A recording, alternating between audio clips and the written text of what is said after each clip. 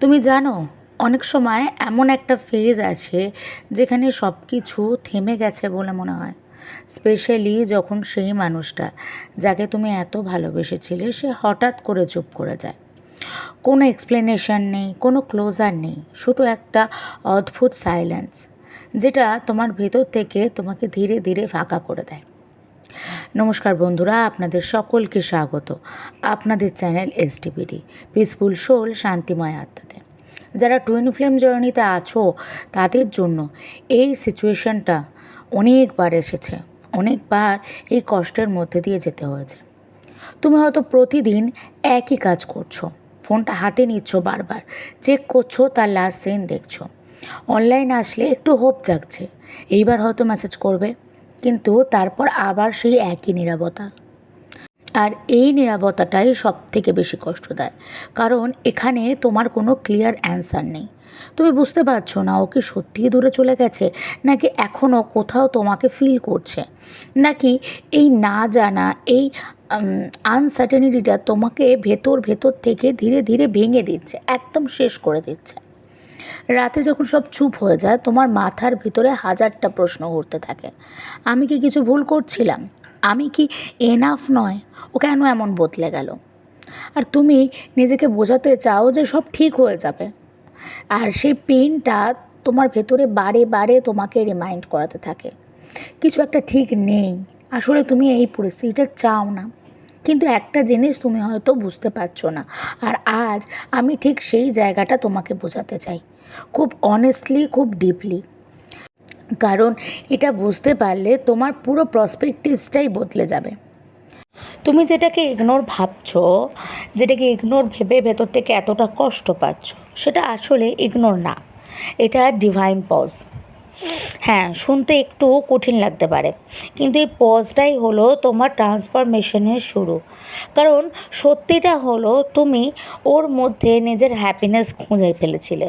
তুমি ওকে ভালোবাসতে গিয়ে নিজেকে একটু একটু করে হারিয়ে ফেলছিলে। নিজের ভ্যালু, নিজের ইম্পর্টেন্স, নিজের পিস সব কিছু ওর ওপর ডিপেন্ড করে ফেলেছিলে। ও তোমাকে ভালো রাখলে তুমি ভালো, ও হ্যাপি থাকলে তুমি খুশি হবে। তুমি সম্পূর্ণভাবে ওর ওপর ডিপেন্ডেন্ট হয়ে গেছিলে। তাই ওর চলে যাওয়ার পর তোমার মনে হচ্ছে তোমার কাছে আর কিছুই নেই। আসলে এটা তোমাকে নিজেকে খোঁজার একটা সুযোগ এসেছে।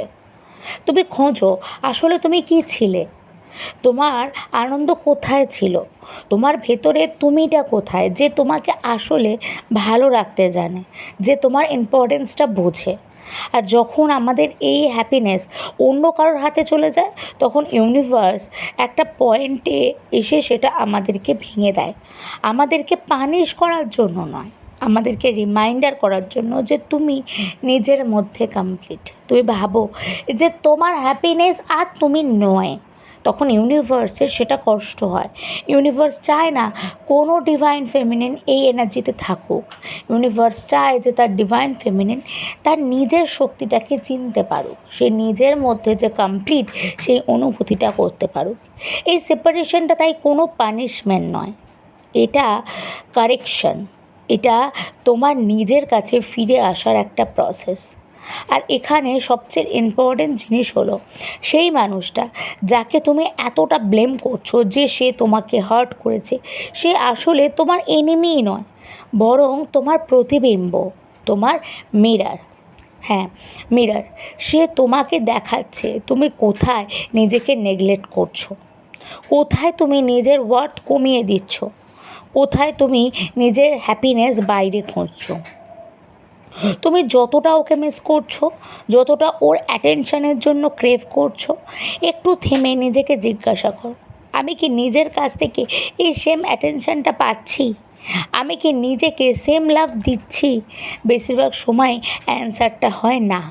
আসলে এখান থেকেই কাজটা শুরু। আমরা ইনার ওয়ার্ক বলতে আর কিছু বুঝি না, আমরা ইনার ওয়ার্ক বলতে বুঝি নিজেকে চেনার প্রসেস। একা একা পারা যায় না এই কাজটা, একা একা পৌঁছানো যায় না নিজের সেই ক্ষতটা অবধি। একা একা বোঝা যায় না যে কোথায় কাজটা করতে হবে আর কোন জায়গাটা আমার ওকে আছে। এই জন্য সবসময় আমাদের দরকার প্রপার গাইডেন্সের আন্ডারে থেকে ইনার ওয়ার্ক করা, যাতে আমার সঠিক উন্সগুলো হিল হয় এবং আমি দ্রুততার সাথে রিউনিয়নে যেতে পারি এবং আমি পুরো প্রসেসটা কমপ্লিট করে আমার হ্যাপিনেস ইউনিয়নে আসতে পারি। তোমরা যদি আমার সাথে সেই জার্নিটা করতে চাও, তোমাদের ইনার ওয়ার্ক করতে চাও, তোমরা আমার সঙ্গে যোগাযোগ করতে পারো। আমার যোগাযোগের নাম্বার ডেসক্রিপশন বক্সে এবং পিন কমেন্টে থাকে, সেখান থেকে তোমরা আমার সাথে ইনার ওয়ার্কও করতে পারো। তোমরা যারা এই ফেজটায় আসো, এই ফেজটাতে তোমার মনের দুর্বলতা তোমাকে বারে বারে বলবে যে ওকে মেসেজ করো, রিচ আউট করো, কোনো একটা কনভারসেশন অন্তত ধরে রাখো, কিছু একটা রাখো যেখানে মনে করবে তোমার মন তোমাকে বোঝাবে যে তোমার গ্রোথটা আসলে ওখানে। আসলে গ্রোথটা হচ্ছে যখন তুমি সব কিছু পিছনে ছেড়ে এসে নিজের দিকে তাকাও, নিজের পেনটাকে ফিল করো, সেটার মধ্যে হারিয়ে না গিয়ে সেটাকে বুঝতে শুরু করো। ইনার ওয়ার্ক মানে শুধু মেডিটেশন বা জার্নালিং না। ইনার ওয়ার্ক মানে নিজের সাথে অনেস্ট হওয়া, নিজের ইনসিকিউরিটিগুলোকে অ্যাকনলেজ করা, নিজের ফিয়ারটাকে অ্যাকসেপ্ট করা, নিজের সেই জায়গাগুলোকে হিল করা যেখানে তুমি নিজেকে ছোট মনে করো। ধীরে ধীরে যখন তুমি নিজের ওপর ফোকাস করতে শুরু করবে, একটা স্টেবল চেঞ্জ আসবে। তুমি দেখবে তুমি আর আগের মতো রিয়্যাক্ট করছো না, তুমি আর ভ্যালিডেশন খুঁজছো না, তুমি নিজের কোম্পানিতে একটু একটু করে কমফোর্টেবল হয়ে উঠছো। আর এই জায়গাটাই খুব পাওয়ারফুল, কারণ এখানে এনার্জি শিফট হয়। যখন তুমি চেস করা বন্ধ করবে, যখন তুমি নিজের ভ্যালু রিয়েলাইজ করবে, যখন তোমার এনার্জি কমপ্লিটলি চেঞ্জ হয়ে যাবে, আর তখন সে মানুষটা যে দূরে চলে গেছিলো সেও একই এনার্জিটা ফিল করবে। হয়তো সে ফিরে আসবে, কিন্তু কমিউনিকেশন শুরু হবে, কিন্তু তখন সবথেকে বড় ডিফারেন্স হলো তুমি আর ডিপেন্ড করবে না। তুমি তখন জানবে ও থাকলে ভালো, না থাকলেও আমি ঠিক আছি। আর এই জায়গাটাই আসলে ফ্রিডম। যখন তুমি এই পেন থেকে ভেতরে পড়ে আছো, যখন এই পেনের মধ্যে থাকছো, তখন তুমি ফিল করছো যে তুমি কমপ্লিটলি লস্ট। তাহলে এটাই মনে রাখবে, এটা তোমার এন্ডিং নয়, এটা তোমার অ্যাওয়াকেনিং। তুমি ব্রোকেন নয়, তুমি নতুন করে তৈরি হচ্ছ। আর তোমার জার্নির গোল কখনো শুধু ইউনিয়ন নয়, গোল হলো তুমি যেন তোমার নিজের বেস্ট ভার্সনে পৌঁছাও, এমন একটা জায়গা যেখানে তুমি নিজেকে ভালোবাসো, রেসপেক্ট করো, ভ্যালু করো, without needing anyone else to complete your self.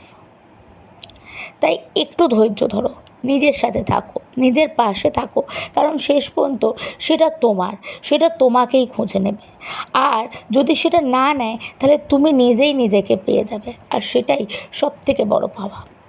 তোমরা যদি টুইন ফ্লেম জার্নিতে থেকে থাকো এবং এই পরিস্থিতিগুলোর মধ্যে দিয়ে যেয়ে থাকো, তাহলে অবশ্যই কমেন্ট করে জানিও যে তুমি কোন সিচুয়েশনে আছো এই মুহূর্তে।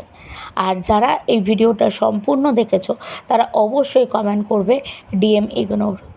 এছাড়া তোমরা কী ধরনের প্রশ্ন আছে, তোমাদের কী ধরনের ভিডিও চাও, সে সমস্ত কিছু আমাকে কমেন্ট করে জানিও।